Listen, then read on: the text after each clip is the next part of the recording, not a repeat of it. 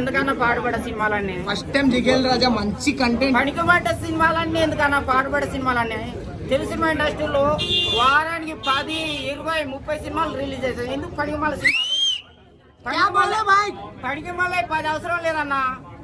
పనికిమాల 10 అవసరం లేదు. పనికొచ్చేది ఒకటైనా చాలు. ఇది పనికొచ్చేదంటే కదా అంతేనా? దేశానికి, భారతదేశానికి ప్రతి ఒక్క భారతదేశంలో పుట్టిన ప్రతి వ్యక్తికి పనికొచ్చిన సినిమా. ఒక చిన్న సినిమా, ఒక చిన్న డైరెక్టర్ ఒక పెద్ద మెసేజ్ ఇచ్చిండు.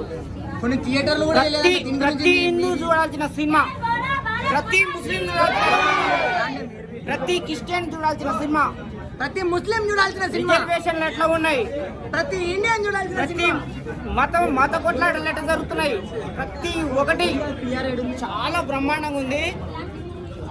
నాకైతే తెగ నచ్చేసింది అన్న.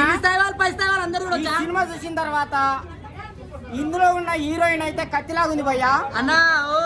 ఆమె పర్మిషన్ ఇస్తే పెళ్లి చేసుకుందామని వచ్చిన, తాలిబొట్టు కూడా తెచ్చిన.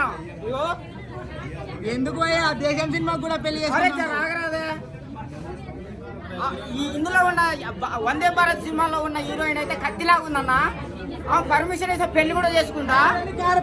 పెళ్లి చేసుకొని భయ్యా, పెళ్లి చేసుకొని సంవత్సరానికి 12 మంది పిల్లలు కానీ ఇంత మంచి పాకిస్తాన్ బార్డర్కి పంపిస్తా. వాళ్ళు అక్కడ యుద్ధం చేస్తారు, మేము ఇక్కడ యుద్ధం చేస్తాం.